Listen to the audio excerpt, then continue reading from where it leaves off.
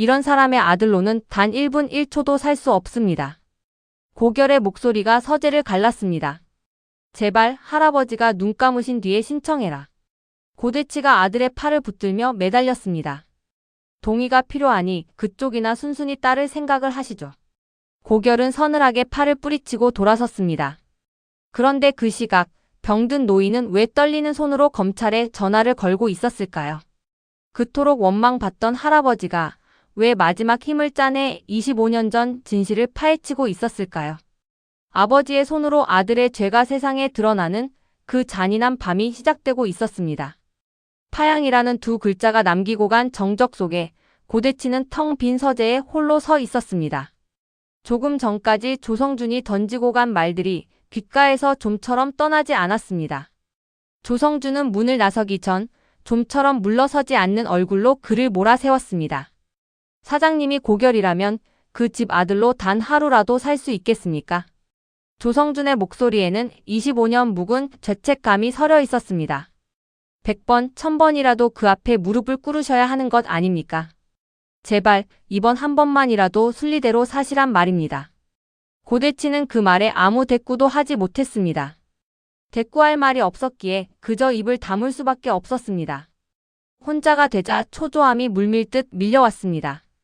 고결이 정말로 파양을 신청한다면 그 소식은 곧 아버지 고강수의 귀에 닿을 것이 분명했습니다. 시한부 선고를 받은 노인이 그 진실을 알게 되는 순간 자신이 평생 쌓아 올린 모든 것이 한순간에 무너질 것이었습니다. 회사도 후계 자리도 아버지의 신임도. 고대치는 손끝이 차갑게 식어가는 것을 느꼈습니다. 어떻게든 무슨 수를 써서라도 회장이 알기 전에 이 상황을 되돌려야 했습니다. 파양만은 반드시 막아야 했습니다. 그는 서재 안쪽 벽으로 시선을 돌렸습니다. 그림 뒤에 감춰둔 금고, 그 안에 잠들어 있는 오래된 자료들이 머릿속을 떠나지 않았습니다. 25년 전 그날의 흔적들, 하청 리베이트를 주고받은 기록과 비자금이 오간 장부의 조각들. 진작 없앴어야 할 것들을 무엇에 홀린 듯 여태 손대지 못하고 있었습니다. 마치 그 종이들이 자신의 죄를 붙들어 두는 마지막 끈이라도 되는 것처럼 말입니다. 세상 누구도 몰라야 할 그 물건들이 이제는 목을 죄어오는 밧줄로 변해 있었습니다. 이제라도 없애야 해. 흔적이 없으면 증거도 없는 거야. 고대치는 혼잣말처럼 중얼거렸습니다. 그러나 입 밖으로 낸 그 말조차 스스로를 안심시키지 못했습니다. 고결이 이미 무언가를 손에 쥐고 있을지도 모른다는 불안이 등줄기를 서늘하게 훑고 지나갔습니다. 그날 밤 고대치는 침대에 누워서도 끝내 잠을 이루지 못했습니다. 눈을 감으면 피투성이가 된 한수철의 얼굴과 절벽 아래로 굴러떨어지던 차의 굉음이 되살아났습니다. 제 아들만은 살려달라던 그 마지막 절규까지도. 25년이 지나도록 그 목소리는 조금도 흐려지지 않았습니다. 오히려 시간이 갈수록 더 또렷해지는 듯 했습니다. 고대치는 이불을 걷어차고 몸을 일으켰습니다. 어둠 속에서 그는 두 손으로 얼굴을 감쌌습니다. 아들 고결의 얼굴이 죽은 한수철의 얼굴과 겹쳐 떠올랐습니다. 어릴 적 자신을 아버지라 부르며 따르던 그 아이가 이제는 원수를 보는 눈으로 자신을 노려보고 있었습니다. 내가 뭘 그렇게 잘못했다고. 나도 살자고 한 일인데. 고대치는 애써 스스로를 변명했지만 그 변명은 공허하게 흩어질 뿐이었습니다. 창밖이 희끄무레하게 밝아올 때까지 그는 뒤척이며 어둠 속을 노려보았습니다. 조급함이라는 독이 조금씩 그의 이성을 갉아먹고 있었습니다. 동이특이 무섭게 고대치는 자리를 털고 일어났습니다. 밤새 잠 한숨 못 잔 얼굴은 창백했지만 눈빛만은 무언가에 쫓기듯 날카로웠습니다. 그는 아직 식구들이 깨지 않은 새벽의 저택을 가로질러 서재로 들어갔습니다. 문을 잠그고 벽에 걸린 그림을 조심스레 밀어내 금고를 열었습니다. 손이 미세하게 떨렸습니다. 다이얼을 돌리는 손끝에도 숨을 죽인 어깨에도 초조함이 배어 있었습니다. 금고 안에서 그는 낡은 서류 뭉치를 꺼냈습니다. 25년 전 강수토건의 회계 기록, 하청업체와 오간 이면, 계약서, 그리고 숫자와 이름이 빼곡히 적힌 장부의 일부였습니다. 종이는 세월에 누렇게 발해 있었지만 거기 적힌 필체만은 여전히 또렷했습니다. 자신이 직접 적어 내려간 그 글씨들이 이제 와 스스로를 겨누는 칼날이 될 줄은 그때는 몰랐던 것입니다. 고대치는 그 종이들을 한 장 한 장 넘기며 어느 것을 없애고 어느 것을 남길지 가늠했습니다. 심장이 방망이질하듯 뛰었습니다. 이것만 없으면 아무도 증명하지 못해. 고대치는 서류 몇 장을 골라 품에 챙겼습니다. 급한 마음에 손놀림이 자꾸 엇나갔습니다. 나머지 서류를 서랍에 도로 밀어넣고 자물쇠를 채우려는데 밖에서 인기척이 들리는 듯 했습니다. 고대치는 화들짝 놀라 서둘러 서재를 빠져나갔습니다. 그 바람에 서랍 하나가 미처 다 잠기지 못하고 살짝 열린 채로 남았다는 것을 그는 미처 알아채지 못했습니다. 조급한 마음이 스스로 판 함정의 첫 삽을 뜨고 있었던 셈입니다. 바로 그 순간 복도 저편에서 서승리가 그 광경을 무심히 지나치다 걸음을 멈췄습니다. 이른 새벽부터 서재를 드나드는 시아버지의 뒷모습, 그리고 어색하게 열린 채 남은 서랍. 서승리는 눈을 가늘게 떴습니다. 그녀는 얼마 전 고대치의 서재에 심어둔 도청기를 확인하러 온 참이었습니다. 아버지 서건식의 잃어버린 25년을 되찾기 위해 이 집안의 비밀이라면 무엇 하나 놓치지 않겠다고 벼르던 그녀였습니다. 겉으로는 순종하는 맏며느리, 그러나 속으로는 이 집의 진실을 낱낱이 파헤치려는 사람이었습니다. 서승리는 소리 없이 서재로 다가가 반쯤 열린 서랍을 내려다보았습니다. 낡은 종이 귀퉁이가 삐죽이 나와 있었습니다. 그녀는 선뜻 손을 대지는 못했지만 방금 본 장면을 머릿속에 단단히 새겼습니다. 시아버지가 저토록 다급하게 무언가를 감추고 또 없애려 한다는 것. 그것이 무엇을 뜻하는지 서승리는 본능적으로 직감했습니다. 25년 전 그날의 진실과 이 집안이 감춰온 죄의 냄새를 말입니다.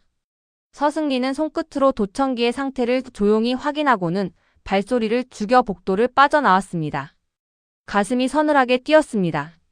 아버지 서건식이 억울하게 짊어진 25년, 그 세월의 진짜 주인이 바로 이 서재 안에 있었습니다. 당신 계획대로는 절대 두지 않아요. 서승리는 낮게 되뇌었습니다. 겉으로는 시아버지에게 순종하는 맏며느리였지만 그 속에는 시퍼렇게 벼린 결의가 숨어 있었습니다. 오늘 새벽 우연히 본 그 서랍이 언젠가 이 집안의 죄를 무너뜨릴 열쇠가 되리라는 것을 서승리는 직감으로 알아챘습니다. 조용한 새벽, 두 사람의 어긋난 동선이 훗날의 파국을 향해 첫 실을 엮고 있었습니다. 회사에 나온 고결은 그 어느 때보다 냉정한 얼굴이었습니다. 그는 실버타운 부지 선정을 앞둔 마지막 회의를 소집하면서 좋은 애의 이름만은 명단에서 지웠습니다.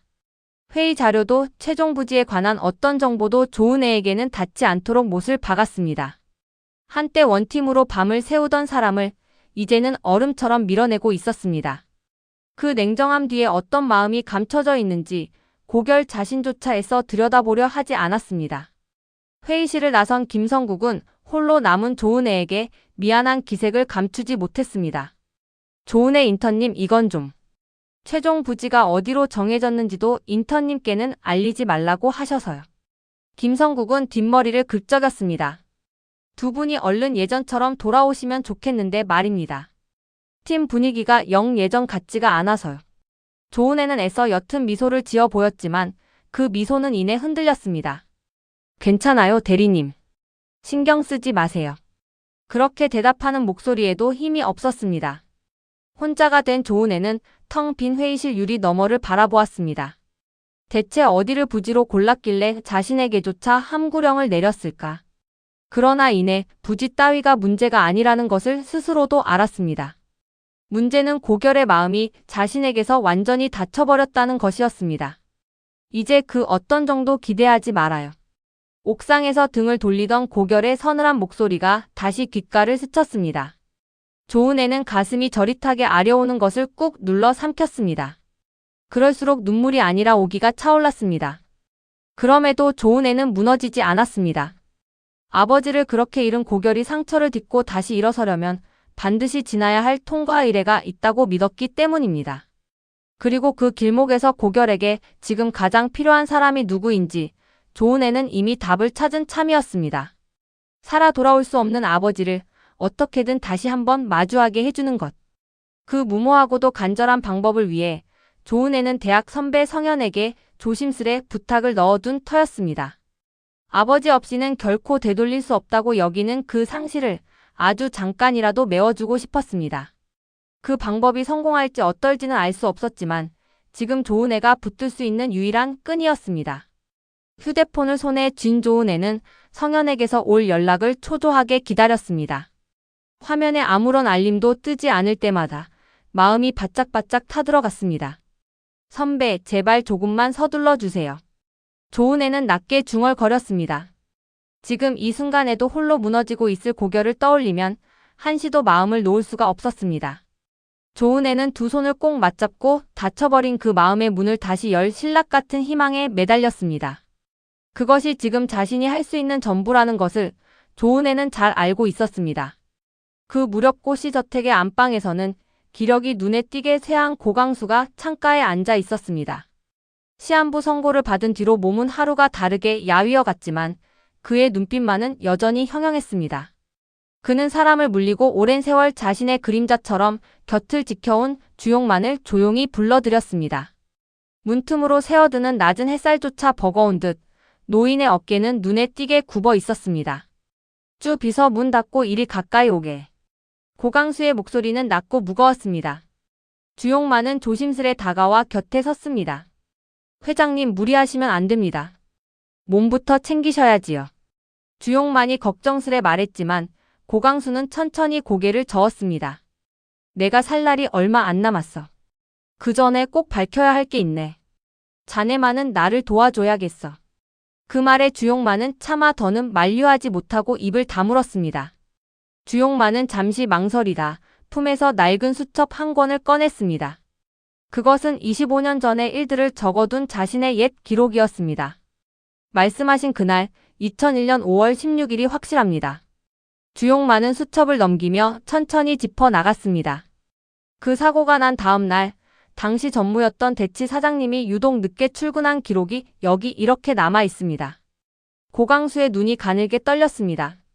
수첩에 적힌 날짜와 시각이 25년의 세월을 건너뛰어 노인의 눈앞에 생생하게 되살아났습니다. 주용만은 목소리를 낮춰 말을 이었습니다. 그뿐만이 아닙니다. 그때 총무과 직원들 사이에서도 말이 많았답니다. 전무식이나 되는 분이 일개 설계팀 직원이었던 한수철 과장의 장래에 어찌나 극진히 매달렸는지 유족인 어린아이까지 손수 챙기고 다녀서 다들 의아해했다고 합니다. 주용만은 조심스레 고강수의 안색을 살폈습니다. 성향으로 보나 직급으로 보나 두 분은 가까울 사이가 전혀 아니었는데 말입니다. 오히려 대면대면하기로 소문이 났었지요. 고강수는 아무 말 없이 창밖을 응시했습니다. 25년 전 자신이 미처 눈여겨보지 못했던 아들의 그림자가 하나둘 형체를 갖추고 있었습니다. 성향이 정반대라 대면대면하던 아들이 왜 그토록 낯선 직원의 죽음에 매달렸을까? 왜 그 유족을 제 집 아들로까지 들이려 했을까? 노인의 주름진 손이 무릎 위에서 저도 모르게 굳게 말려들었습니다. 오래도록 애써 외면해온 물음이 마침내 정면으로 그를 마주 보고 있었습니다. 그리고 그 물음의 끝에 차마 마주하고 싶지 않은 아들의 얼굴이 어른거렸습니다. 쭈 비서. 자네가 보기엔 어떤가? 고강수가 힘겹게 물었습니다. 내 아들이. 그 아이가 정말로 무언가를 감추고 있다고 보는가? 주용만은 선뜻 대답하지 못했습니다. 오랜 세월 회장을 모셔온 그로서도 이 물음 앞에서는 함부로 입을 열 수 없었습니다. 회장님, 소인은 그저 기록을 짚어 올렸을 뿐입니다. 판단은? 주용만은 말끝을 흐렸습니다. 그 조심스러운 침묵이 오히려 더 많은 것을 말해주고 있었습니다. 고강수는 천천히 눈을 감았습니다. 아들을 향한 의심을 이제 더는 스스로도 부정할 수 없었습니다. 고강수는 한참 만에야 무겁게 입을 열었습니다. 그 아이가. 그 대치가 왜 그랬을까? 쭈 비서. 노인의 목소리에는 좀처럼 지우지 못한 회한이 배어 있었습니다. 제 성에 안 차면 자식이라도 매몰차게 굴던 녀석이야. 그런 녀석이 생판 남이나 다름없던 직원의 장례를 제 일처럼 챙겼다니. 고강수는 말을 잇다 말고 끝을 흐렸습니다. 차마 그 다음 문장을 입 밖으로 낼 수가 없었습니다. 그 문장을 완성하는 순간 아들은 살인자가 되는 것이었습니다. 주용만은 그 침묵의 무게를 잘 알았습니다. 그는 잠시 뜸을 들이다 어렵게 말을 꺼냈습니다. 회장님 외람되오나. 제게 오랜 검경 쪽 인연이 남아 있습니다. 고강수가 천천히 고개를 돌렸습니다. 그 당시 사고 기록의 원본을 조용히 대조해 볼 수 있을 듯합니다. 정식으로 조회하면 소문이 날 테니 아주 은밀하게만요.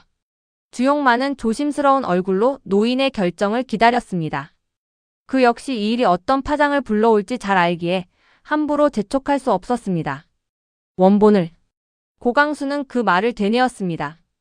그것은 곧 자신의 아들을 향해 칼끝을 겨누는 일이나 다름없었습니다.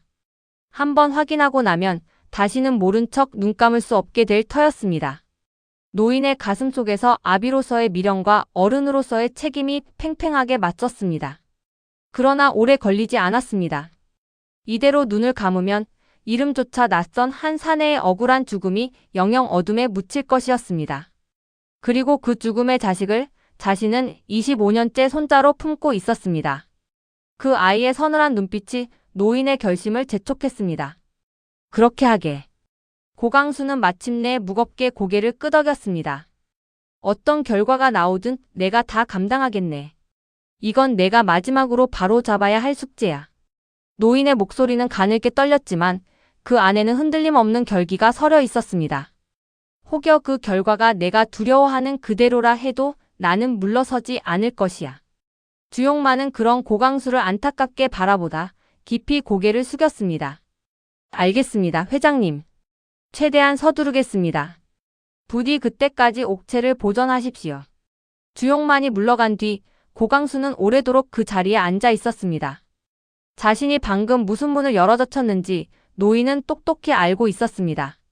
그 문 너머에 아들의 얼굴이 있을지도 모른다는 예감이 명치를 짓눌렀습니다. 그러나 이제 와 물러설 수는 없었습니다. 진실을 외면하는 것은 억울하게 죽은 자에게도 그 자식에게도 죄를 짓는 일이었습니다. 고강수는 손자 고결의 얼굴을 떠올렸습니다. 25년간 아무것도 모른 채 원수의 집에서 자란 그 아이가 얼마나 외롭고 아팠을지. 노인의 눈가에 물기가 어렸습니다. 미안하다, 결아. 이 늙은이가 너무 늦었구나. 고강수는 허공을 향해 나직이 중얼거렸습니다. 창밖으로 저무는 노을이 병든 노인의 야윈 옆 얼굴을 붉게 물들이고 있었습니다. 방으로 돌아온 고강수는 등받이에 몸을 기댄 채 눈을 감았습니다. 감은 눈꺼풀 안쪽으로 지난 몇 달간 스쳐간 장면들이 하나둘 되살아났습니다. 애써 흘려보내려 했던 조각들이 이제는 하나의 그림으로 맞춰지고 있었습니다. 노인의 오랜 직감은 그 그림이 무엇을 그리고 있는지 이미 알아채고 있었습니다. 가장 먼저 떠오른 것은 아들 고대치의 낯빛이었습니다. 고결의 일이 화제에 오를 때마다 대치는 유독 격앙되었습니다. 별것 아닌 물음에도 목소리를 높이고 자리를 피하기 일쑤였습니다. 처음에는 그저 예민한 탓이려니 여겼지만 지금 돌이켜보니 그것은 무언가를 필사적으로 숨기려는 자의 얼굴이었습니다. 왜 그렇게까지 몰아세웠던가. 고강수는 낮게 중얼거렸습니다. 손자를 두고 아들이 보인 그 과민한 반응들이 이제야 다른 의미로 다가왔습니다. 다음으로 떠오른 것은 서건식의 낯빛이었습니다. 20년 넘게 곁을 지켜온 비서실장이 근래 들어 부쩍 그늘져 있었습니다. 무슨 말을 하려다 삼키는 듯한 눈빛, 사표를 내밀며 도망치듯 물러서려던 뒷모습. 고강수는 그 모든 것이 이제야 하나의 실로 꿰어지는 것을 느꼈습니다. 그 사람이 무언가를 짊어지고 있다는 것을 노인은 오래전부터 어렴풋이 느끼고 있었습니다. 그리고 무엇보다 손자 고결의 서늘해진 눈빛이 있었습니다. 언제부턴가 자신을 바라보는 그 아이의 눈에는 원망인지 의심인지 모를 서늘한 기운이 어렸습니다. 설마 하고 덮어두었건만. 고강수는 이마를 짚었습니다. 차마 입 밖에 낼 수 없어 애써 마음속 깊이 밀어두었던 의심이었습니다. 제 아들이 사람을 죽음으로 몰았을지도 모른다는 아비로서 결코 마주하고 싶지 않은 물음. 그러나 이제 그 의심은 부정할 수 없는 확신에 가까워지고 있었습니다. 정황과 정황이 맞물리고 침묵과 침묵이 겹쳐지며 하나의 잔인한 진실을 가리키고 있었습니다. 아무리 눈을 감아도 그 진실은 사라지지 않았습니다. 고강수는 떨리는 손으로 가슴을 눌렀습니다. 심장이 뻐근하게 조여왔습니다. 그럼에도 노인은 그 고통을 애써 눌러 참았습니다. 내가 눈을 감기 전에 반드시 밝혀야 한다. 그게 그 아이에 대한 마지막 도리야. 스스로에게 다짐하듯 고강수는 나직이 되뇌었습니다. 억울하게 죽은 한수철에게도 25년을 속아 산 손자에게도 노인이 마지막으로 갚아야 할 빚이 있었습니다. 고강수는 문득 손자가 언젠가 무심코 흘렸던 말을 떠올렸습니다. 악몽을 꿀 때마다 아버지가 돌아가시던 장면이 반복된다던, 잃어버린 기억이 돌아오는 것 같다던 그 말. 그때는 그저 안쓰럽게만 들렸던 그 고백이 지금은 서슬퍼런 칼끝처럼 가슴에 박혔습니다. 그 아이가 되찾으려는 기억의 끝에 자신의 아들이 서 있을지도 모른다는 것. 노인은 그 잔인한 예감에 몸서리쳤습니다. 그러나 물러서지 않기로 했습니다. 25년을 침묵해온 노인이 마침내 진실을 향해 무거운 첫발을 떼고 있었습니다. 같은 밤 고대치는 인적이 끊긴 사무실에 홀로 남아 있었습니다. 불도 반쯤 꺼진 어둑한 사무실 한쪽, 그는 문서 파쇄기 앞에 서 있었습니다. 손에는 낮에 저택금고에서 빼낸 서류 뭉치가 들려 있었습니다. 25년 전의 회계원장, 그리고 하청 리베이트가 오간 정황을 적어둔 오래된 메모들이었습니다. 낮 동안 품에 지니고 있던 그 종이들이 마치 불덩이처럼 느껴졌습니다. 고대치의 손끝이 파르르 떨렸습니다. 그는 서류를 한 장씩 파쇄기 입구로 밀어 넣었습니다. 요란한 기계음과 함께 종이가 잘게 갈려 나갔습니다.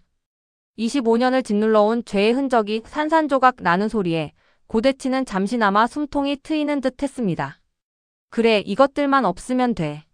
아무것도 남지 않으면 아무 일도 없었던 거야. 그는 이를 악물고 종이를 밀어 넣었습니다. 손에 밴 땀이 종이 귀퉁이를 눅눅하게 적셨습니다. 그러나 조급함이 그의 손을 자꾸만 재촉했습니다. 고대치는 한 번에 여러 장을 우겨 넣었습니다. 빨리, 조금이라도 더 빨리 없애버리고 싶은 마음뿐이었습니다. 그 순간 기계가 요란한 소리를 내며 덜컥 멈춰 섰습니다. 너무 많은 종이가 한꺼번에 밀려 들어가 톱니에 걸려버린 것이었습니다. 하필 이럴 때. 고대치는 당황해 파쇄기를 두드렸습니다. 다시 돌려보았지만 기계는 낮은 신음만 낼 뿐 좀처럼 움직이지 않았습니다. 걸린 종이를 붙잡고 낑낑대던 그의 이마에 식은땀이 맺혔습니다. 고대치는 초조하게 시계를 올려다 보았습니다. 밤은 깊었고 언제 청소 담당 직원이나 야근하던 이가 들이닥칠지 몰랐습니다. 이 자리에서 자신이 이런 서류를 파쇄하고 있는 것을 누군가 본다면 그 자체로 돌이킬 수 없는 일이 될 터였습니다. 마음이 급해진 그는 걸린 종이를 억지로 빼내려다 그마저 여의치 않자 결국 손을 털고 말았습니다. 설마 이런 걸 누가 눈여겨보기야 하겠어. 어차피 다 갈린 쓰레기일 뿐인데. 고대치는 애써 스스로를 다독이며 서둘러 사무실을 빠져나갔습니다. 그가 떠난 자리, 파쇄기 안에는 미처 다 갈리지 못한 서류 몇 장이 톱니 사이에 끼인 채 남았습니다. 반쯤 잘려나간 종이 위로 낯선 이름과 숫자의 파편들이 희미하게 드러나 있었습니다. 어둠 속에 조용히 잠긴 그 조각들이 25년 묵은 진실을 향한 결정적인 실마리가 되리라는 것을. 정작 그것을 남긴 고대치 자신은 꿈에도 알지 못했습니다. 없애려는 손길이 도리어 가장 확실한 증거를 세상에 남기고 있었습니다. 사무실을 나선 고대치는 엘리베이터 앞에서 잠시 걸음을 멈췄습니다. 유리창에 비친 자신의 얼굴이 낯설게 느껴졌습니다. 초췌하게 여윈 뺨, 벌겋게 충혈된 눈. 언제부터 이렇게 쫓기는 얼굴이 되었을까? 조금만 더 버티면 돼. 고대치는 스스로에게 되뇌었습니다. 회장이 눈을 감고 모든 소란이 잠잠해지면, 그러면 이 지옥 같은 시간도 끝날 것이라 믿었습니다. 그러나 그것이 헛된 믿음이라는 것을 그는 아직 알지 못했습니다. 죄는 그렇게 지우려 할수록 더 짙은 자국을 남기는 법이었습니다. 이튿날 아침 사무실 문이 열리고 청소를 담당하는 직원이 들어섰습니다. 그녀는 여느 날처럼 쓰레기통을 비우고 바닥을 닦다가 구석에 멈춰 선 파쇄기 앞에서 걸음을 멈췄습니다. 기계가 종이에 걸린 채 요란한 경고음을 내고 있었기 때문입니다. 어머, 또 걸렸네. 이러다 아주 고장 나겠구먼. 그녀는 혀를 차며 파쇄기의 덮개를 열었습니다. 톱니 사이에는 반쯤 갈리다 만 종이들이 뒤엉켜 끼어 있었습니다.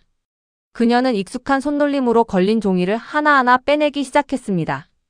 대부분은 잘게 찢겨 알아볼 수 없는 조각들이었지만 그중 몇 장은 용케 형체를 유지하고 있었습니다.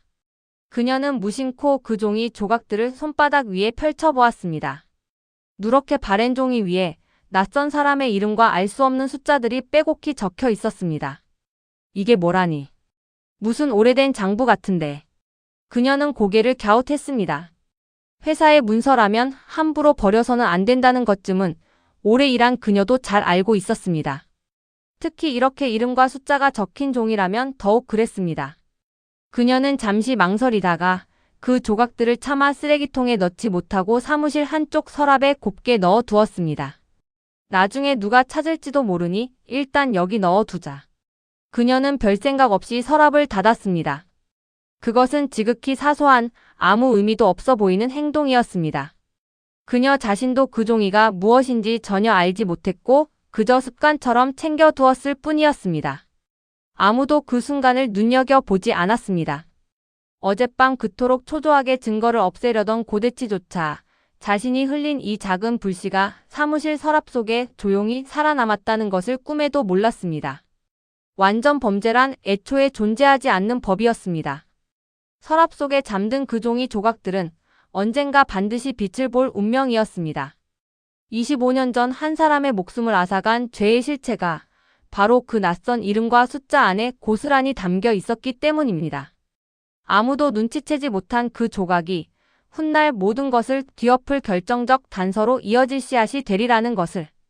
그날 아침에 사무실은 아무 일 없다는 듯 평온하기만 했습니다. 청소를 마친 직원은 서랍에 넣어둔 종이 조각을 이내 까맣게 잊었습니다. 그녀에게는 그저 파쇄기에 걸린 흔한 쓰레기 조각일 뿐이었으니까요. 사무실은 다시 사람들로 북적였고 회의가 열리고 전화벨이 울렸습니다. 그 분주함 속에서 낡은 서랍 하나에 잠든 25년 전의 비밀을 눈여겨보는 이는 아무도 없었습니다. 그러나 진실이란 참으로 끈질긴 것이어서 아무리 하찮은 조각에 실려서라도 끝내 제 갈 길을 찾아가는 법이었습니다. 그러나 그 평온 아래에서 진실은 조용히 싹을 틔우고 있었습니다. 지우려 서두른 손끝이 오히려 가장 또렷한 자국을 남긴 셈이었습니다. 같은 시각 서승리는 자신의 방에 홀로 앉아 있었습니다. 그녀의 귀에는 도청기와 연결된 이어폰이 꽂혀 있었고 손에는 그동안 녹음해온 대화들이 정리된 기록이 들려 있었습니다. 서승리는 전날 새벽 우연히 목격한 캐비닛의 흔적을 몇 번이고 곱씹었습니다. 시아버지 고대치가 그토록 다급하게 무언가를 감추고 없애려던 그 모습이 좀처럼 머릿속을 떠나지 않았습니다. 드디어 꼬리를 밟히기 시작하는 건가. 서승리는 나직이 중얼거렸습니다.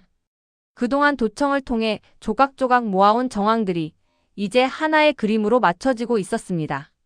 고대치가 흥신소를 통해 고결의 집 주소를 캐내고 어떤 증거를 없애려 안달하던 통화. 은수정 앞에서 살인자도 거짓말쟁이도 아니어야 한다며 홀로 속을 태우던 그 밤. 서승리는 그 모든 조각을 차곡차곡 기록으로 남겼습니다. 문득 그녀의 손이 멈칫했습니다. 이 사실을 조은혜에게 알려야 할지 서승리는 잠시 망설였습니다. 조은혜라면 이 정보를 고결을 돕는 데 쓸 수 있을 터였습니다. 그러나 섣불리 움직였다가 도리어 이를 그르칠까 서승리는 신중해야 했습니다. 자신의 정체가 드러나는 순간 이 집안에서 그녀가 쌓아온 모든 것이 물거품이 될 수도 있었습니다. 남편 고민호를 향한 미안함까지 겹쳐 서승리의 마음은 무겁기만 했습니다. 그러나 오래 고민하지는 않았습니다. 서승리는 이내 입술을 굳게 다물었습니다. 아버지 서건식이 억울하게 뒤집어 쓴 25년, 그 잃어버린 세월의 진짜 주인이 누구인지 이제는 반드시 밝혀야 할 때였습니다. 아버지의 명예를 되찾기 위해서라도 이번만은 침묵할 수 없어. 서승리의 눈빛이 서늘하게 빛났습니다. 돈 때문에 정과자의 삶을 택해야 했던 아버지, 그로 인해 살인자라는 누명까지 써야 했던 아버지. 그 억울함을 생각하면 서승리는 한시도 가만히 있을 수 없었습니다.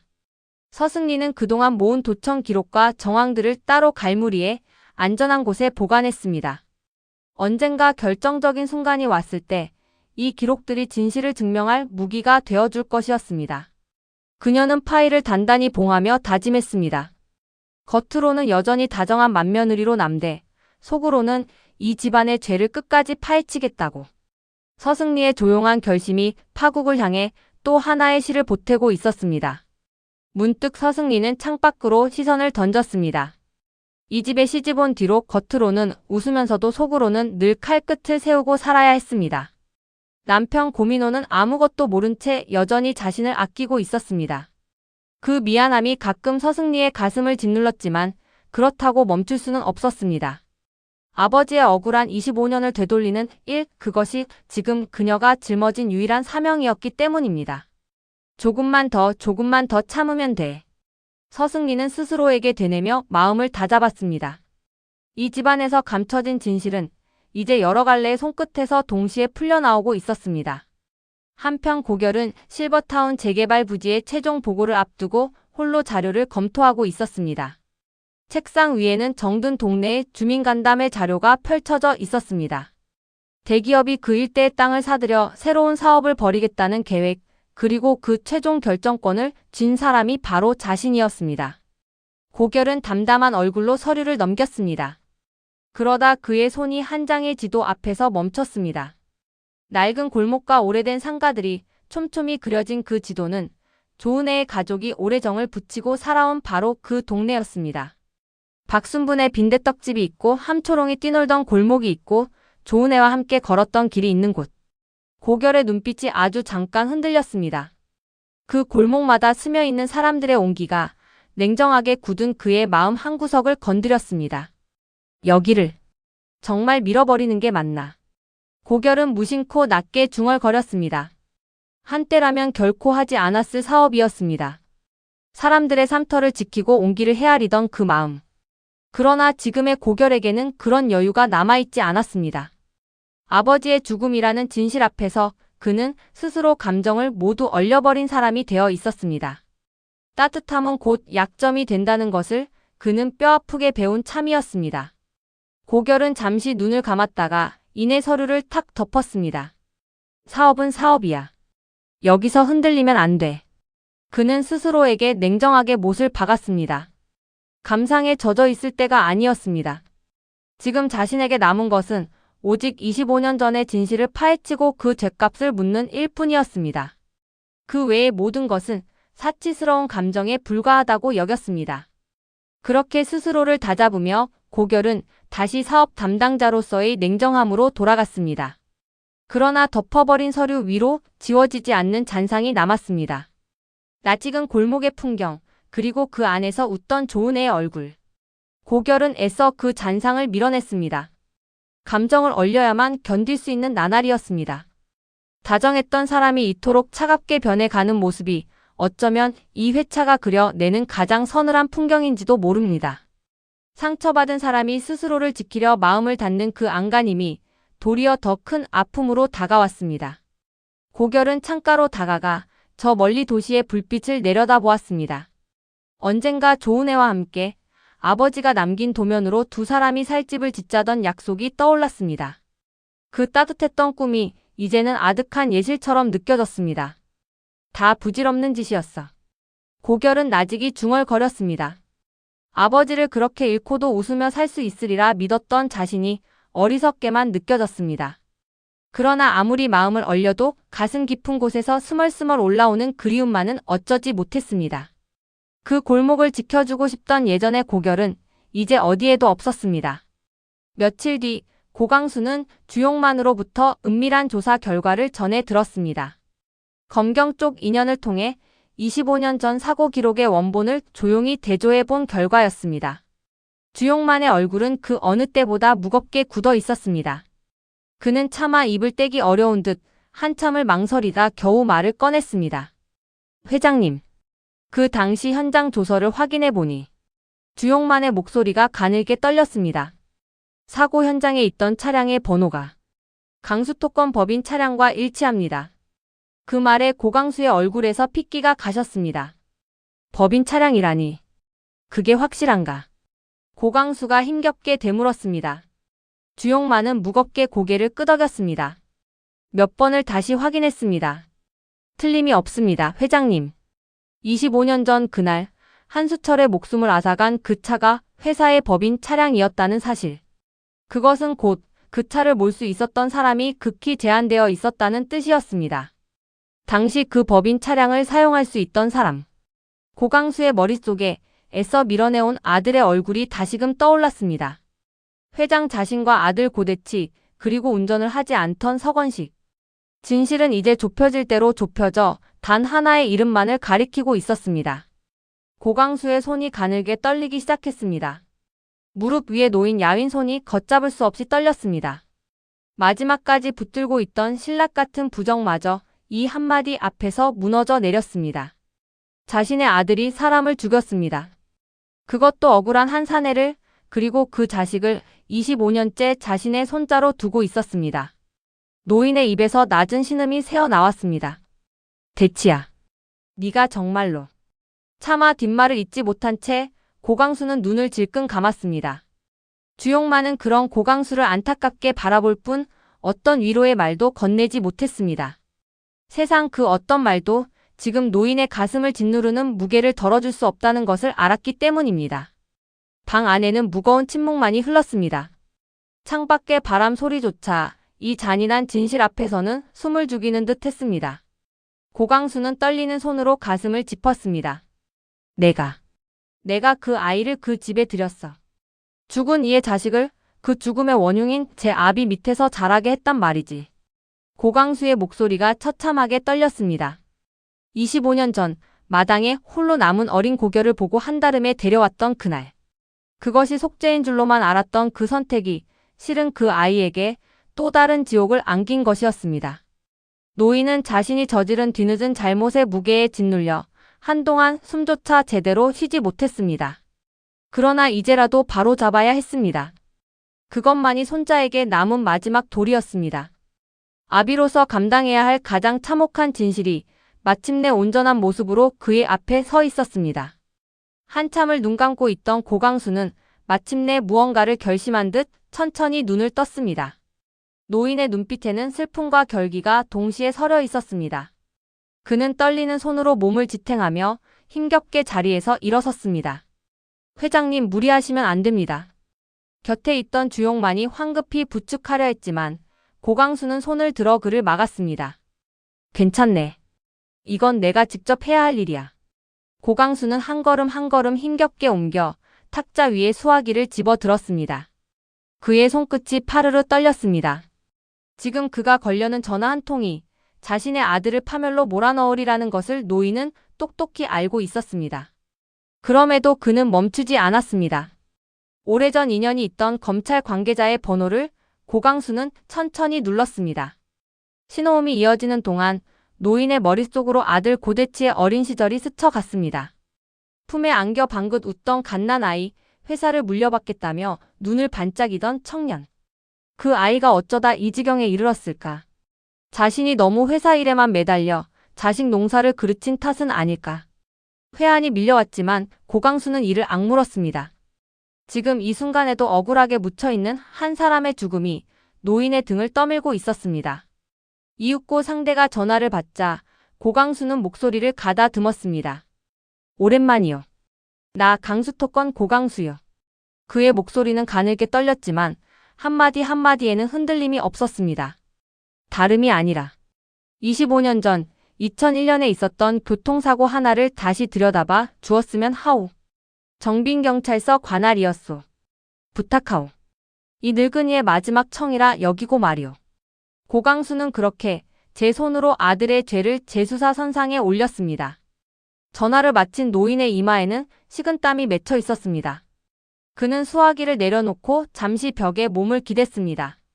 방금 자신이 무슨 일을 했는지, 아버지로서 자식을 벼랑 끝으로 밀어넣는 그 참담한 선택을 노인은 마침내 해내고 만 것이었습니다. 그러나 후회는 없었습니다. 이것이 가장으로서 그리고 손자를 지켜야 할 할아버지로서 마지막으로 할 수 있는 일이었습니다. 이 아비를 원망해라, 대치야. 하지만 네가 저지른 일은 네가 감당해야 한다. 고강수는 텅 빈 방을 향해 나직이 읊조렸습니다. 자식을 벌하는 아비의 심정이 어떠한지 노인의 구분 등에 고스란히 드러났습니다. 평생 일군 회사와 가문, 그리고 무엇보다 소중한 아들. 그 모든 것을 제 손으로 정리해야 하는 순간이 다가오고 있었습니다. 그러나 고강수는 흔들리지 않았습니다. 억울하게 죽은 이의 넋을 달래고 속아 산 손자에게 진실을 돌려주는 것.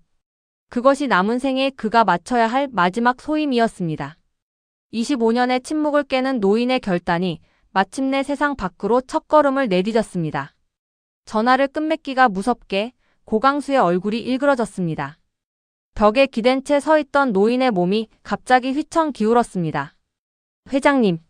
주용만이 놀라 달려들었지만 이미 늦은 뒤였습니다.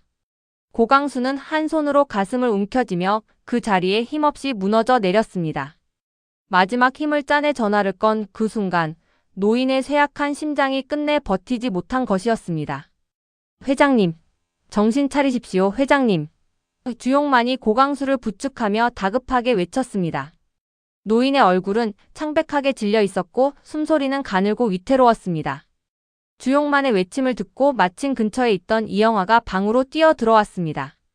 쓰러진 남편을 발견한 이영화는 그 자리에서 새파랗게 질렸습니다. 여보. 영감. 이게 무슨 일이에요? 이영화의 비명이 저택을 뒤흔들었습니다. 순식간에 집안이 발칵 뒤집혔습니다. 놀란 식솔들이 방으로 몰려들었고 이영화는 남편을 부둥켜 안은 채 오열했습니다. 정신 좀 차려봐요, 여보. 이렇게 가면 어떡해요? 이영화의 떨리는 손이 남편의 야윈 뺨을 어루만졌습니다. 50여 년을 함께한 세월이 그 눈물 속에 고스란히 담겨 있었습니다. 주용만은 떨리는 손으로 급히 구급차를 불렀습니다. 여기 강수토건 회장님 댁입니다. 회장님이 쓰러지셨어요. 빨리 좀 와주세요. 얼마 지나지 않아 사이렌 소리가 저택을 향해 다급하게 다가왔습니다. 요란한 경적과 함께 구급차가 저택 앞마당으로 들이닥쳤습니다. 구급대원들이 들것을 들고 뛰어들어 의식을 잃은 고강수를 조심스레 옮겼습니다. 이영화는 남편의 손을 놓지 않은 채 함께 구급차에 올랐습니다. 제발 우리 영감 좀 살려주세요. 이영화는 구급대원의 팔에 매달려 애원했습니다. 사이렌이 다시 울리며 구급차가 병원을 향해 내달렸습니다. 창밖으로 스쳐가는 풍경 속에서 이영화는 남편의 손을 꼭 붙들고 하염없이 눈물을 흘렸습니다. 25년 묵은 진실을 밝히려던 노인의 마지막 안간힘이 그의 몸을 이렇게 쓰러뜨리고 말았습니다. 그러나 이영화도 다른 식구들도 고강수가 쓰러지기 직전 무슨 전화를 걸었는지는 아무도 알지 못했습니다. 이영화는 흔들리는 구급차 안에서 남편의 창백한 얼굴을 하염없이 바라보았습니다. 요 며칠 부쩍 무언가의 골몰에 있던 남편의 모습이 떠올랐습니다. 사람을 물리고 홀로 방에 틀어박혀 무거운 얼굴로 창밖만 바라보던 그 뒷모습. 여보, 대체 무슨 일을 그렇게 혼자 끌어안고 있었던 거예요? 이영화는 떨리는 목소리로 물었지만 의식을 잃은 고강수는 아무 대답도 하지 못했습니다. 50여 년을 함께 살아온 부부였지만 이영화조차 남편이 마지막으로 무엇을 결심했는지 알지 못했습니다. 노인이 홀로 짊어진 그 무거운 결단은 아직 어둠 속에 잠겨 있었습니다. 병원 응급실 앞은 순식간에 무거운 긴장으로 뒤덮였습니다. 소식을 듣고 가장 먼저 달려온 것은 은수정과 고민호였습니다. 할아버지가 어쩌다가. 고민호는 창백한 얼굴로 응급실 문 앞을 서성였습니다. 뒤이어 서승리도 급히 달려와 놀란 이영화의 곁을 지켰습니다. 할머니, 진정하세요. 할아버지 강하신 분이잖아요. 서승리가 이영화의 떨리는 어깨를 감쌌습니다. 그리고 얼마 지나지 않아 뒤늦게 소식을 들은 고결이 굳은 얼굴로 병원에 뛰어들었습니다. 회사에서 냉정하게 굳어있던 그 얼굴이 지금은 불안하게 흔들리고 있었습니다. 할아버지는요? 할아버지 어떻게 되신 거예요? 고결이 다급하게 물었습니다. 그토록 원망하고 의심하던 할아버지였지만 막상 그가 쓰러졌다는 소식 앞에서는 고결도 어쩔 수 없이 마음이 무너졌습니다. 미움과 걱정이 뒤엉킨 채 고결의 눈빛이 흔들렸습니다. 온 가족이 응급실 앞에 모여 초조하게 발을 굴렀습니다. 이영화는 여전히 눈물을 멈추지 못했고 은수정은 그런 시어머니를 다독이면서도 제 마음을 다잡지 못했습니다. 어머니, 아버님 곧 깨어나실 거예요. 너무 걱정 마세요. 은수정의 목소리도 떨리고 있었습니다. 정작 이 자리에 있어야 할 고대치만이 아직 모습을 보이지 않고 있었습니다. 가족들의 마음속에 저마다 다른 불안이 소용돌이쳤습니다. 이윽고 응급실 문이 열리고 의료진이 나왔습니다. 가족들이 일제히 달려들어 상태를 물었지만 의사의 표정은 밝지 않았습니다. 일단 고비는 넘기셨습니다만 워낙 기력이 쇠하신 데다 이번 충격이 크셨습니다. 아직 위중한 상태입니다. 마음의 준비를 해 두시는 게 좋겠습니다. 그 말에 이영화는 그 자리에 주저앉을 뻔했고 서승리가 황급히 그녀를 부축했습니다. 위중하다는 말만 되풀이하는 의료진 앞에서 가족들의 얼굴에 짙은 그늘이 드리웠습니다. 고결은 응급실 유리창 너머로 산소 마스크를 쓴 채 힘없이 누워있는 고강수를 바라보았습니다. 언제나 강하고 위엄 있던 할아버지가 저토록 쇠약한 모습으로 사경을 헤매고 있었습니다. 고결의 가슴 속에서 무언가 알 수 없는 감정이 일렁였습니다. 원망하면서도 끝내 미워할 수 없었던 사람. 그 복잡한 마음이 고결의 목을 메이게 했습니다. 고결은 저도 모르게 주먹을 꽉 쥐었습니다. 어린 시절 처음 그 낯선 집에 들어섰을 때 손을 잡아준 사람이 바로 할아버지였습니다. 말을 잃고 웅크려 있던 자신을 품어준 것도 세상을 향해 다시 걸음을 떼게 해준 것도 그였습니다. 그런 할아버지를 원망하고 의심했던 지난 날이 지금 이 순간 고결의 가슴을 아프게 후벼 팠습니다. 할아버지 제발 이대로 가시면 안 돼요. 고결은 유리창에 이마를 기댄 채 낮게 읊조렸습니다. 아직 그는 할아버지가 자신을 위해 무슨 일을 했는지 알지 못했습니다. 그 진실을 마주하는 순간 고결의 세계가 송두리째 흔들리게 되리라는 것도. 몇 시간이 흐른 뒤 고강수는 겨우 의식을 되찾았습니다. 산소 마스크 너머로 힘겹게 눈을 뜬 노인은 흐릿한 시야 속에서 곁을 지키는 가족들을 하나하나 더듬었습니다. 이영화가 남편의 손을 붙잡고 눈물을 글썽였고 은수정과 고민호도 안도의 한숨을 내쉬었습니다. 아버님 정신이 드세요? 은수정이 조심스레 물었습니다. 그러나 고강수는 대답 대신 힘겹게 손을 들어 사람들을 물렸습니다. 다들 잠깐 나가 있거라. 결의하고 단둘이 할 얘기가 있다. 노인의 목소리는 가늘고 힘겨웠지만 그 안에는 거스를 수 없는 무게가 담겨 있었습니다. 가족들은 의아한 얼굴로 서로를 바라보다 이내 조용히 병실을 나섰습니다. 이영화만이 잠시 머뭇거렸지만 남편의 눈빛에 못 이겨 발걸음을 옮겼습니다. 마침내 병실에는 고강수와 고결, 단둘만이 남았습니다. 고결은 침대 곁으로 다가가 앉았습니다. 그토록 원망하고 의심했던 할아버지였지만 지금 눈앞에 힘없이 누운 그 모습 앞에서는 마음이 저릿하게 아팠습니다. 할아버지 무리하지 마세요. 하실 말씀 있으면 나중에. 고결이 애써 담담하게 말했지만 고강수는 천천히 고개를 저었습니다. 아니다. 지금 하지 않으면 영영 못할 것 같아서 그래. 노인은 힘겹게 숨을 골랐습니다. 고강수는 떨리는 손으로 손자의 손을 잡았습니다. 그 야윈 손끝에 온 힘이 실려 있었습니다. 결아. 이 할애비가 얼마 전에 검찰에 전화를 넣었다. 고결의 눈동자가 흔들렸습니다. 25년 전 그 사고 말이다. 다시 한번 제대로 들여다봐 달라고 재수사를 부탁했어. 고강수의 목소리가 힘겹게 이어졌습니다. 네 친아버지. 한수철 그 사람의 억울한 죽음을 이제라도 밝혀야 한다고 생각했다. 고결은 그 자리에서 얼어붙었습니다. 온몸의 피가 차갑게 식는 듯 했습니다. 자신이 그토록 홀로 파헤치려 애쓰던 그 진실을 할아버지가 이미 알고 제 손으로 파헤치고 있었다니. 할아버지가 그걸 어떻게? 고결의 목소리가 떨렸습니다. 고강수는 힘겹게 미소를 지어 보였습니다. 이 할애비가 눈 감기 전에 꼭 바로 잡아야 할 숙제였다. 너에게 진 빚을 이제라도 갚고 싶었어. 노인의 눈가에 맑은 물기가 어렸습니다. 결아. 이 할애비가 살아있는 동안 반드시 다 밝히고 싶었다. 그래야 내가 죽어서라도 네 아버지를 조금은 떳떳이 볼 수 있을 것 같아서. 고강수는 힘겹게 말을 이어갔습니다. 고결은 그 말에 목이 메었습니다. 강화도 보육원 원장에게서 할아버지가 그런 말을 남겼다고 전해 들었던 기억이 스쳤습니다. 그때는 그 말이 잔인한 속죄로만 들렸지만 이제는 전혀 다른 무게로 다가왔습니다. 할아버지는 처음부터 억울하게 죽은 이의 자식을 지키려는 마음으로 자신을 품었던 것입니다. 25년을 감춰온 진실 앞에서 병든 노인은 마지막 힘을 다해 손자에게 손을 내밀고 있었습니다. 고결은 아무 말도 하지 못했습니다. 입술만 달싹일 뿐 목구멍에서 아무 소리도 나오지 않았습니다. 그토록 서슬퍼렇게 원망했던 할아버지, 어쩌면 이 모든 비극의 공범일지도 모른다고 의심했던 사람. 그 할아버지가 실은 자신을 지키기 위해 병든 몸을 이끌고 진실을 파헤치고 있었던 것입니다. 고결의 머릿속이 하얗게 비었습니다. 지난 며칠간 자신이 삼켜온 서늘한 원망들이 하나하나 부메랑이 되어 가슴에 박혔습니다. 할아버지가 자신을 지옥으로 끌고 온 것이라 여겼던 밤. 이 모든 것이 할아버지만의 잔인한 속죄 방식이었느냐고 이를 갈던 순간.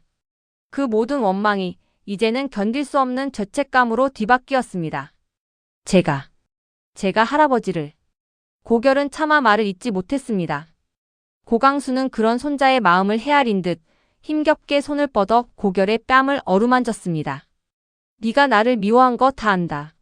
원망해도 괜찮다. 다 이 할애비 잘못이니까. 노인의 목소리는 한없이 따뜻했습니다. 너를 그 집에 들인 것도 진실을 진작 밝히지 못한 것도 전부 이 못난 할애비 탓이야. 그러니 너는 아무 죄책감도 갖지 마라. 그 말에 고결의 눈시울이 붉어졌습니다. 참고 참았던 감정이 마침내 둑이 터지듯 밀려 나왔습니다. 고결은 할아버지의 손을 두 손으로 감싸 쥐었습니다. 그 야윈 손이 얼마나 차가운지, 얼마나 힘없이 떨리는지가 고스란히 전해졌습니다. 할아버지 죄송해요. 제가 할아버지 마음도 모르고. 고결의 목소리가 끝내 젖어들었습니다.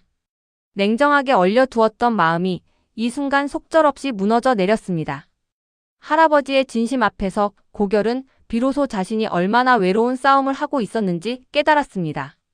세상 모두가 자신을 속였다고 여겼던 그 시간에도 이 노인만은 홀로 진실을 파헤치며 손자를 지키려 애쓰고 있었던 것입니다.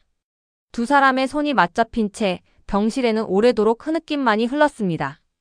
고결은 문득 지난날 자신이 삼켜온 원망들이 얼마나 부질없었는지를 깨달았습니다. 할아버지가 모든 진실을 알고도 자신을 고대치의 아들로 삼았다며 그것이 잔인한 형벌이었다고 이를 갈던 밤들. 그 모든 오해가 이제는 견딜 수 없이 부끄러웠습니다. 할아버지 이제 제가 곁에 있을게요. 그러니 조금만 더 힘을 내주세요. 고결은 젖은 목소리로 애원했습니다. 할아버지의 야윈 손을 놓칠세라 더욱 꼭 그러지면서요. 그렇게 오래도록 두 사람은 서로의 손을 놓지 못했습니다. 오해로 얼룩졌던 지난 시간을 씻어내리듯 뜨거운 눈물이 두 사람의 뺨을 타고 흘렀습니다.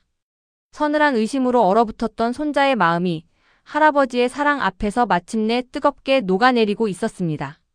그러나 이 짧은 화해의 시간이 얼마나 값진 것인지를 두 사람은 아직 다 알지 못했습니다. 한편 고강수가 검경에 재수사를 요청했다는 소식은 이내 고대치의 귀에도 흘러들었습니다.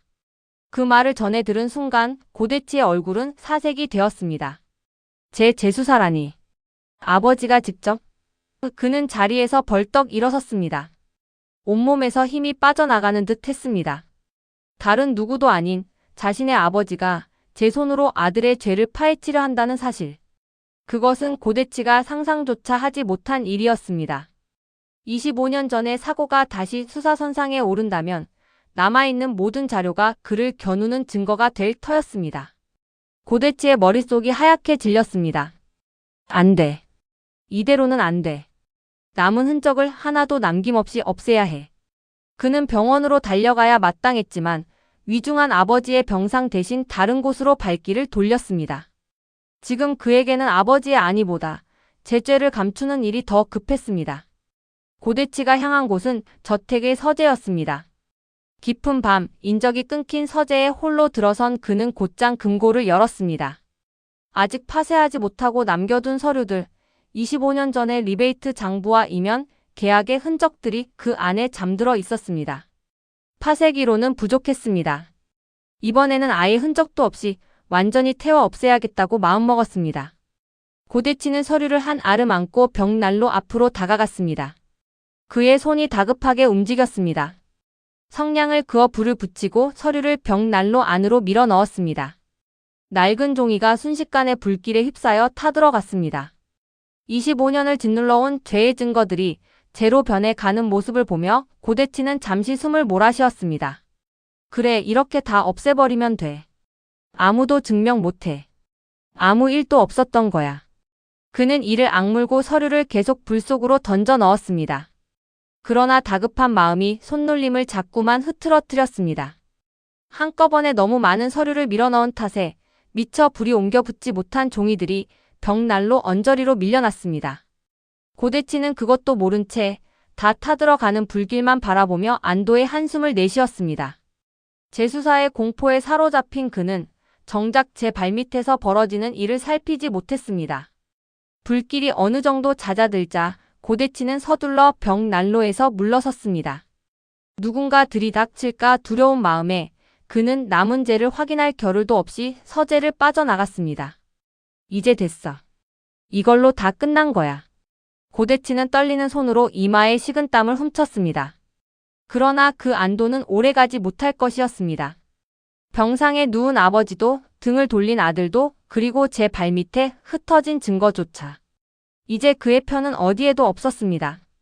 조급함이 부른 화가 또 한 번 그의 목을 향해 서서히 다가오고 있었습니다. 고대치가 서둘러 서재를 빠져나간 뒤 벽난로의 불길은 서서히 사그라들었습니다. 다 타지 못한 서류 몇 장이 벽난로 바닥에 어지러이 흩어져 있었습니다. 반쯤 그을린 채 형체를 유지한 그 종이들 위로 낡은 글씨와 숫자들이 여전히 또렷하게 남아 있었습니다. 어둠에 잠긴 서재에 그 위태로운 잔해만이 조용히 놓여 있었습니다. 바로 그때 서재의 문이 조용히 열렸습니다. 뒤늦게 고대치의 낌새를 눈치채고 뒤따라온 조성준이었습니다. 그는 어두운 서재로 들어서다 벽난로 앞에 흩어진 종이 조각들을 발견하고 걸음을 멈췄습니다. 이게 다 뭐야? 조성준은 조심스레 다가가 바닥에 떨어진 종이 한 장을 집어 들었습니다. 반쯤 그을린 그 종이에 적힌 글씨를 보는 순간 그의 눈이 커졌습니다.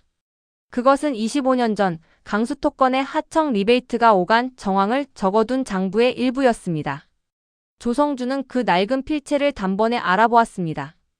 오랜 세월 회사에서 숱하게 보아온 바로 고대치의 글씨였습니다.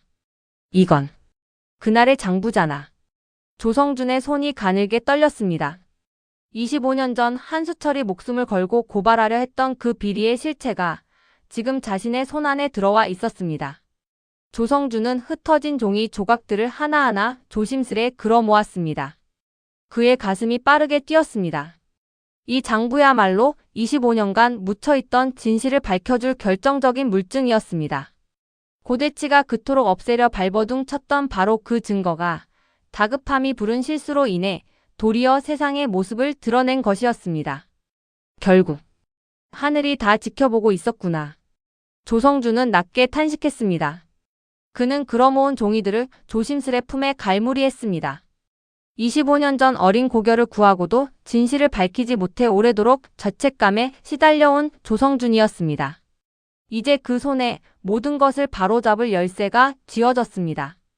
없애려 태운 불길이 도리어 죄의 증거를 만천하에 드러내는 등불이 된 셈이었습니다. 25년을 침묵해온 진실이 마침내 세상 밖으로 나올 길을 찾은 것이었습니다. 고대치가 조급함에 흘린 그 잔해가 그의 파멸을 부르는 결정적 한 수가 되리라는 것을. 조성준은 품에 갈무리한 종이를 가만히 어루만졌습니다. 25년 전 절벽 아래로 떨어지려던 차에서 어린 고결을 끌어냈던 그 밤. 그러나 정작 한수철은 구하지 못했고 진실마저 오래도록 묻어둔 채 살아온 세월이었습니다. 그 무거운 죄책감이 이제야 조금씩 풀려나가는 듯 했습니다. 수철아.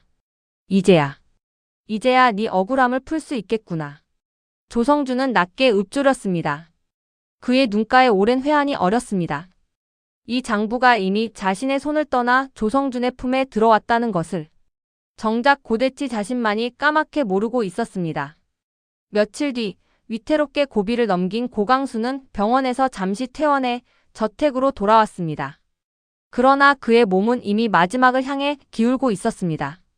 남은 기력을 짜내듯 고강수는 온 가족을 저택의 대청으로 불러 모았습니다. 이영아와 은수정, 고민호와 서승리, 그리고 고결이 무거운 얼굴로 자리에 앉았습니다. 마지막으로 고대치가 창백한 낯빛으로 들어와 한쪽에 섰습니다. 고강수는 부축을 받으며 상석에 앉았습니다. 그는 천천히 가족들의 얼굴을 하나하나 둘러보았습니다. 그 눈길이 아들 고대치에게 닿았을 때 노인의 표정이 잠시 흔들렸습니다. 내가 오늘 너희를 부른 것은 마지막으로 정리할 일이 있어서다. 고강수의 목소리는 힘겨웠지만 한마디 한마디에 흔들림이 없었습니다. 가족들은 숨을 죽인 채 노인의 말을 기다렸습니다. 나는 내가 가진 남은 지분과 회사의 후계를 대치 너에게 물려주지 않겠다. 그 한마디에 대청 안이 얼어붙었습니다. 고대치의 얼굴이 하얗게 질렸습니다. 아, 아버지. 그게 무슨 말씀이세요? 고대치가 다급하게 소리쳤지만 고강수는 단호했습니다. 지분도 자리도 모두 다른 사람에게 넘길 것이다. 이건 이미 정해진 일이야. 노인의 목소리에는 거스를 수 없는 결기가 서려 있었습니다. 고강수는 잠시 숨을 고른 뒤 아들을 향해 무겁게 입을 열었습니다. 대치야. 사람이 살면서 아무리 감추려 해도 감출 수 없는 죄가 있는 법이다. 25년 전. 그 억울한 죽음을 나는 이제 더 이상 모른 척하지 않을 것이야. 노인의 말은 애두르고 있었지만 그 자리에 있던 이들은 모두 그 무게를 느꼈습니다. 고대치는 다리에 힘이 풀린 듯 휘청였습니다. 아버지가 이미 모든 것을 알고 있다는 사실이 이제야 온전히 그를 덮쳤습니다. 이 아비가 마지막으로 이 가문을 스스로 정리하마. 고강수는 야윈 손으로 무릎을 짚으며 말했습니다. 그것은 진범을 향한 단죄이자 동시에 자신의 손으로 가문을 매듭짓겠다는 처절한 선언이었습니다. 억울하게 죽은 이의 넋을 달래고 속아 산 손자에게 진실을 돌려주는 마지막 도리. 노인은 그 무거운 짐을 죽음을 앞두고 홀로 짊어졌습니다. 가족들은 저마다 다른 얼굴로 그 선언을 받아들였습니다. 이영화는 남편의 결심에 담긴 뜻을 헤아리며 눈물을 훔쳤고 고민호는 굳은 얼굴로 아버지 고대치를 바라보았습니다. 서승리는 겉으로 담담한 척했지만 그 속으로는 마침내 진실이 무너져 내리기 시작했음을 직감했습니다. 그리고 고결은 자신을 지키려 마지막 힘을 다하는 할아버지의 뒷모습을 젖은 눈으로 지켜보았습니다. 홀로 창백하게 질린 것은 오직 고대치뿐이었습니다. 평생 손에 쥐려 했던 모든 것이 아버지의 한마디에 산산이 부서지는 소리를 그는 똑똑히 들었습니다. 대청에 흐르는 침묵 속에서 한 가문의 오랜 죄가 마침내 그 끝을 향해 가고 있었습니다. 모든 것이 끝난 뒤 고대치는 텅 빈 서재에 홀로 남았습니다. 아버지에게 버림받고 아들에게 파양당하고 이제는 회사에서마저 완전히 밀려난 자리. 평생을 걸어 손에 쥐려 했던 모든 것이 한순간에 그의 손가락 사이로 빠져나갔습니다. 고대치는 넋이 나간 얼굴로 서재 한가운데에 우두커니 서 있었습니다. 어쩌다 이렇게 됐지. 고대치는 힘없이 중얼거렸습니다. 25년 전 제 죄를 감추기 위해 저지른 그 한 번의 선택이 결국 이 모든 파국의 시작이었습니다.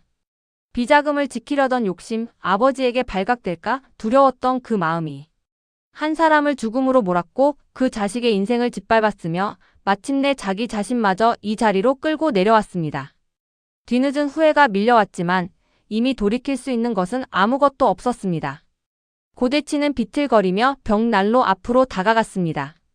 며칠 전 그토록 다급하게 증거를 태우던 바로 그 자리였습니다. 재로 변한 서류의 흔적을 보며 그는 애써 스스로를 다독였습니다. 그래도 증거는 다 없앴어. 아무도 증명 못해.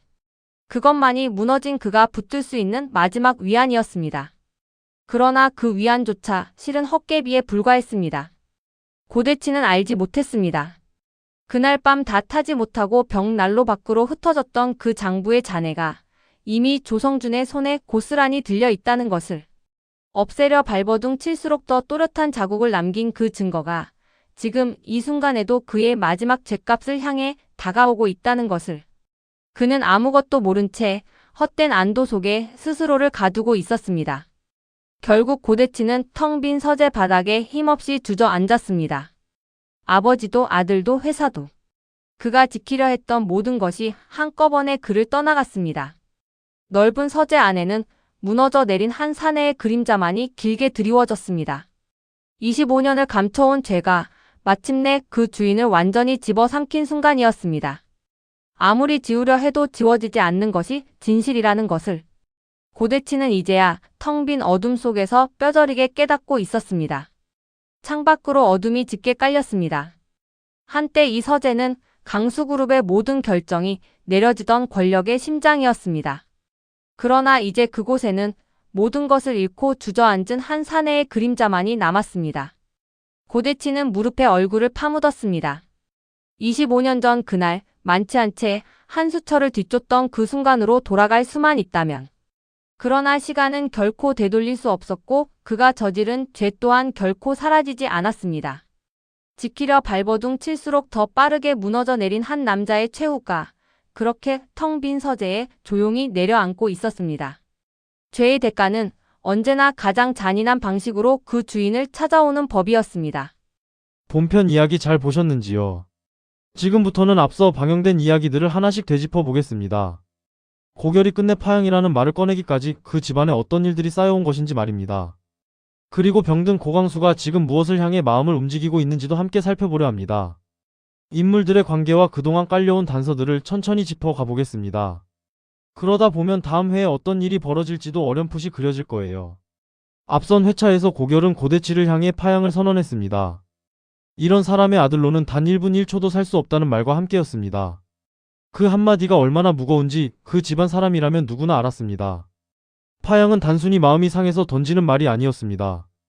25년간 아버지라 불러온 사람을 제 손으로 지워내겠다는 선언이었습니다.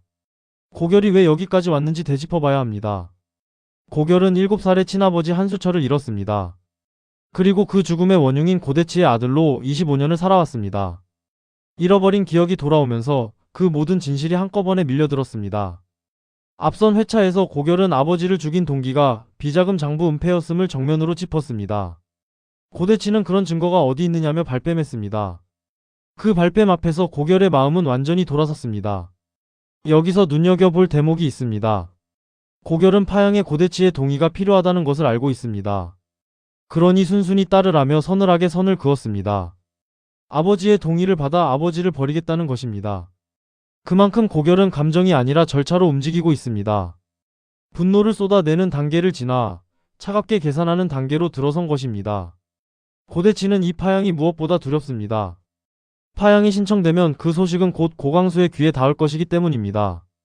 시한부 선고를 받은 노인이 아들의 죄를 알게 되는 순간 고대치가 평생 쌓은 모든 것이 무너집니다. 그래서 고대치는 할아버지가 눈 감으신 뒤에 신청하라며 매달렸습니다. 이 매달림 속에 고대치의 가장 약한 자리가 드러납니다. 아버지 고광수가 아는 것, 그것이 고대치에게는 세상에서 가장 무서운 일입니다. 그래서 다음 회에는 이 파양을 둘러싼 줄다리기가 한층 팽팽해질 가능성이 높습니다. 고결은 파양을 밀어붙이려 하고 고대치는 어떻게든 회장이 알기 전에 이를 막으려 할 것입니다. 그 사이에서 진실은 조금씩 더 새어나갈 수밖에 없습니다. 감추려는 힘과 드러내려는 힘이 부딪힐 때 오히려 그 틈으로 진실이 비어져 나오는 법이니까요. 이번 이야기에서 가장 깊이 들여다봐야 할 사람은 고광수입니다. 폐암 말기로 하루가 다르게 기력을 잃어가는 노인입니다. 그런데 그 흐릿해지는 눈빛 안에 좀처럼 놓지 못하는 물음이 하나 있습니다. 바로 아들 고대치에 대한 의심입니다. 이 의심은 하루아침에 생긴 것이 아닙니다. 고광수는 앞서 주용만을 조용히 불러 밀명을 내렸습니다. 25년 전 고대치가 접촉사고를 낸 그날이 하필 한수철의 기일이었다는 것. 그날 서건식과 조성준이 10수년 만에 다시 만나 술을 마셨다는 것. 이 정황들을 짚으며 고광수는 제발 아니기를 바란다고 괴로워했습니다. 아들을 향한 의심을 입에 올리는 것조차 아비에게는 견디기 힘든 일이었습니다. 주용만이 가져온 기록은 그 의심을 더 짙게 만들었습니다. 사고가 난 날은 2001년 5월 16일로 확실했습니다. 사고 다음날 고대치가 유독 늦게 출근한 기록도 남아 있었습니다. 게다가 성향으로 보나 직급으로 보나 가깝지도 않았던 고대치가 일개설계팀 직원 한수철의 장래에 지나칠 만큼 매달렸다는 이야기까지 나왔습니다. 유족인 어린아이까지 손수 챙겨 주변에서 다들 의아해했다는 것입니다. 정황과 정황이 맞물리며 고광수의 눈앞에 아들의 그림자가 형체를 갖춰갔습니다. 여기서 중요한 것은 고광수가 아직 전부를 알지는 못한다는 점입니다. 고광수가 짚어낸 것은 음주운전과 사고의 연관성까지입니다. 아들이 한수철을 죽인 진범이라는 데까지 완전히 확신한 것은 아닙니다. 그러나 노인의 오랜 직감은 이미 그 끝을 향해 다가서고 있습니다. 서건식 앞에서 고광수는 평생 회사 일에만 매달려 자식 농사를 그르쳤다고 탄식했습니다. 그 탄식 속에 아들의 죄를 예감하는 아비의 무너지는 마음이 담겨 있었습니다. 그래서 다음 회에는 고광수가 마침내 무언가를 결단할 가능성이 높습니다. 25년을 침묵해온 노인이 이대로는 눈을 감을 수 없다고 여러 차례 되뇌었으니까요. 억울하게 죽은 한수철과 속아 산 손자 고결. 이 둘에게 진 빚을 갚는 일이 고강수에게는 마지막 소임처럼 보입니다. 그 결단이 향하는 곳이 제 아들이라는 것을 알면서도 노인은 물러서지 못할 것입니다. 진실을 외면하는 것은 죽은 자에게도 그 자식에게도 죄를 짓는 일이기 때문입니다. 고강수의 결단 곁에는 늘 주용만이 있습니다. 오랜 세월 고시 가문의 그림자처럼 곁을 지켜온 사람입니다. 이 인물의 자리를 짚어두면 앞으로의 전개가 한결 또렷하게 보입니다. 주용만은 25년 전 그날의 산증인입니다. 그날 밤 조수석이 찌그러지고 범퍼가 깨진 차를 고대치의 애원에 못 이겨 몰래 정비소에 맡긴 사람이 바로 주용만이었습니다. 회장에게 알리지 말라는 말에 보고도 못 본 척 사고를 덮은 것입니다. 그러니 주용만은 은폐의 실행자였습니다. 그런데 이제 그 손이 정반대 방향으로 움직이고 있습니다. 고강수의 밀명을 받아 자신이 덮었던 그 일을 도로 파헤치는 자리에 서게 된 것입니다. 주용만이 가진 것은 기록만이 아닙니다. 오랜 세월 검경 쪽에 남겨둔 인연도 있습니다. 그래서 주용만은 고강수에게 조심스럽게 권하기도 했습니다. 아예 사고 가해자 쪽을 알아보는 게 어떻겠느냐고 회장이 검경에 전화 한 통만 넣으면 정확한 정보를 얻을 수 있을 거라고 말입니다. 이 권유는 예사롭지 않습니다. 25년 전 사고 기록의 원본을 조용히 대조할 길이 바로 주용만을 통해 열려 있다는 뜻이니까요. 주용만이 조심스러운 데는 이유가 있습니다. 자신이 그 은폐에 손을 담갔던 사람이기 때문입니다. 그러니 이 일이 어떤 파장을 부를지 누구보다 잘 압니다. 그럼에도 주용만은 고강수의 물음에 정직하게 기록을 짚어 올렸습니다. 판단은 회장의 몫이라며 말끝을 흐렸지만 그 조심스러운 침묵이 오히려 더 많은 것을 말하고 있었습니다. 그래서 다음 회에는 주용만을 통한 은밀한 조사가 결정적인 국면으로 이어질 가능성이 높습니다. 고대치와 서건식, 조성준 그 누구도 눈치채지 못하게 움직이라던 고강수의 당부가 있었으니까요. 조용히 그러나 확실하게 좁혀오는 이 조사가 마침내 하나의 이름을 가리킬 때 그 이름을 마주하는 고강수의 얼굴이 다음 이야기의 가장 무거운 장면이 될 것입니다. 고대치는 지금 쫓기는 사람입니다. 파양이 두렵고 회장이 아는 것이 두렵고 무엇보다 남아있는 증거가 두렵습니다. 이 세 가지 두려움이 고대치를 조급하게 몰아세우고 있습니다. 고대치가 매달리는 것은 오직 하나, 증거를 없애는 일입니다. 앞선 회차들에서 고대치는 흥신소를 통해 고결의 새집 주소를 캐냈습니다. 도어락 비밀번호까지 알아내려 값을 2배, 3배로 얹겠다며 재촉하기도 했습니다. 무슨 메모리 카드든 새로운 증거든 제 손으로 반드시 찾아내 없애버리겠다고 이를 갈았습니다. 25년 전의 회계 기록과 비자금 장부, 하청 리베이트가 오간 흔적. 그 종이들이 이제는 고대치의 목을 죄어오는 밧줄이 되어버렸습니다. 여기서 우리가 짚어야 할 것은 고대치의 조바심 그 자체입니다. 고대치는 은수정 앞에서 살인자도 거짓말쟁이도 아니어야 한다는 말을 홀로 곱씹으며 속을 태웠습니다. 정작 그 두 가지 모두에 해당하는 사람이 자신인데 말입니다. 아내에게조차 진실을 감추려 안다라는 그 모습에 죄를 지은 자의 불안이 고스란히 배어 있습니다. 조급한 사람은 실수를 하게 마련입니다. 그리고 그 실수가 스스로 판 함정의 첫 삽이 되곤 합니다. 이 조바심은 앞으로가 더 위험합니다. 고대치는 조성준을 붙들고 증거를 대신 빼내달라 회유했습니다. 조은혜에게는 계열사든 지분이든 얼마든 내주겠다며 회유했습니다. 고결에게는 각서까지 쓰겠다며 매달렸습니다. 그런데 이 모든 회유가 번번이 거절당했습니다. 회유가 통하지 않으면 남는 것은 더 무모한 행동뿐입니다. 조급함에 쫓긴 손이 무리를 하면 도리어 가장 확실한 자국을 남기게 됩니다. 그래서 다음 회에는 고대치의 증거 인멸 시도가 오히려 덜미가 되어 돌아올 가능성이 높습니다. 완전 범죄란 애초에 존재하지 않는 법입니다. 지우려 서두를수록 죄는 더 짙은 자국을 남기니까요. 게다가 고대치의 서재에는 이미 다른 눈과 귀가 심어져 있습니다.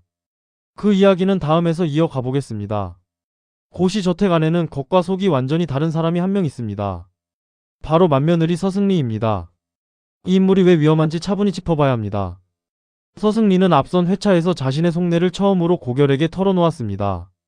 돈 때문에 정과자의 삶을 택해야 했던 아버지 서건식. 그로 인해 잃어버린 25년을 되찾겠다는 것. 그래서 고대치에게 복수하기 위해 고민호와의 결혼을 택했다는 것입니다. 겉으로는 순종하는 맏며느리이지만 속으로는 이 집안의 죄를 낱낱이 파헤치려는 사람이었습니다. 그 두 얼굴이 이제 정면으로 드러난 것입니다. 서승리의 무기는 도청입니다. 고대치의 서재에 심어둔 도청기로 서승리는 그 위태로운 통화들을 고스란히 들어왔습니다. 고결의 집 주소를 캐내고 증거를 없애려 안달하던 통화. 살인자도 거짓말쟁이도 아니어야 한다며 속을 태우던 그 밤의 혼잣말까지 말입니다. 서승리는 이 조각들을 차곡차곡 기록으로 남기고 있습니다. 언젠가 결정적인 순간에 이 기록들이 진실을 증명할 무기가 되어줄 것이기 때문입니다. 여기서 마음을 무겁게 하는 것은 서승리와 고민호의 관계입니다. 고민호는 아무것도 모른 채 여전히 서승리를 아끼고 있습니다. 소중한 것을 빼앗기는 건 절대 못 참는다며 아내를 지키려는 순정파입니다. 서승리는 그런 남편에게 늘 미안함을 느끼면서도 멈추지 못합니다. 아버지의 억울한 25년을 되돌리는 일이 지금 그녀가 짊어진 유일한 사명이기 때문입니다. 이 어긋난 부부의 온도차가 앞으로 큰 파국의 불씨가 될 수 있습니다. 그래서 다음 회에는 서승리가 모아 온 이 기록이 결정적인 순간에 쓰일 가능성이 높습니다. 고대치가 스스로 증거를 없앤다 해도 그의 목소리는 이미 서승리의 손안에 남아 있으니까요. 지우는 손과 담아두는 귀. 이 집안에서 감춰진 진실은 이제 여러 갈래의 손끝에서 동시에 풀려나오고 있습니다. 고광수의 조사, 서승리의 도청, 그리고 고결의 추적까지 세 갈래의 길이 한 곳에서 만나는 날이 다가오고 있습니다. 마지막으로 짚어볼 것은 스스로 마음을 얼려버린 고결과 그 곁을 놓지 않는 조은혜입니다. 이 두 사람의 이야기가 이번 회차의 가장 아린 대목입니다.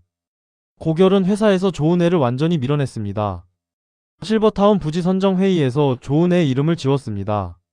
최종 부지가 어디로 정해졌는지조차 조은혜에게는 알리지 말라고 못을 박았습니다. 한때 원팀으로 밤을 새우던 사람을 이제는 얼음처럼 밀어낸 것입니다.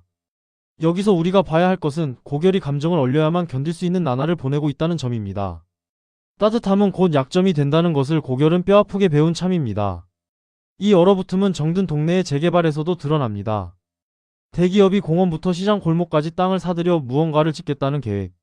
그 최종 결정권을 쥔 사람이 바로 고결이었습니다. 박순분의 빈대떡집이 있고 조은혜와 함께 걸었던 길이 있는 그 동네를 고결이 밀어내려 하는 것입니다. 사람의 온기를 먼저 헤아리던 예전의 고결이라면 결코 하지 않았을 일입니다. 그만큼 지금의 고결은 아버지의 죽음이라는 진실 앞에서 스스로를 지키느라 안간힘을 쓰고 있습니다. 조은혜는 그럼에도 무너지지 않습니다. 아버지를 그렇게 잃은 고결이 다시 일어서려면 반드시 지나야 할 통과 의례가 있다고 믿기 때문입니다. 그래서 조은혜는 대학 선배 성현에게 조심스레 부탁을 넣어두었습니다. 살아 돌아올 수 없는 아버지를 아주 잠깐이라도 다시 마주하게 해주는 것. 그 무모하고도 간절한 방법에 매달리고 있습니다. 고결에게 지금 가장 필요한 사람이 누구인지 조은혜는 이미 답을 찾은 것입니다. 바로 세상을 떠난 그 아버지 한수철입니다. 고결의 마음속에는 지워지지 않는 상처가 하나 있습니다. 차라리 그 차에 함께 있었으면 하는 생존자의 아픔입니다. 아버지 없이는 결코 되돌릴 수 없다고 여기는 그 상실을 조은혜는 어떻게든 메워주고 싶어 합니다. 그래서 다음 회에는 조은혜가 준비한 이 방법이 고결의 얼어붙은 마음에 신락 같은 틈을 낼 가능성이 있습니다. 아무리 마음을 얼려도 가슴 깊은 곳에서 스멀스멀 올라오는 그리움만은 어쩌지 못하는 법이니까요. 오늘 이야기는 한 집안이 안에서부터 무너지기 시작하는 과정이었습니다. 병든 고광수는 아들을 향한 의심을 더는 외면하지 못하고 그 끝에서 무언가를 결단하려 합니다. 고대치는 증거를 지우려 조급해하지만 지우려는 손은 오히려 자국을 남깁니다. 서승리의 도청과 고결의 추적까지 진실은 여러 갈래에서 동시에 풀려나오고 있습니다. 25년의 침묵이 마침내 깨지려는 이 길목에서 다음 회에는 누구의 손이 먼저 진실에 닿을지 그 무거운 걸음을 함께 지켜봐 주시면 좋겠습니다. 오늘 해석 함께 해주셔서 고맙습니다. 가장 마음에 남는 건 아들의 죄를 제 손으로 밝히려는 고광수의 무거운 결단이었습니다. 그리고 지우려 할수록 자국을 남기는 고대치의 조바심도요. 다음 회에는 고광수의 결심이 어디로 향할지, 파양을 둘러싼 부자의 줄다리기가 어떻게 흘러갈지 함께 지켜봐 주세요. 다음 이야기로 또 찾아뵙겠습니다.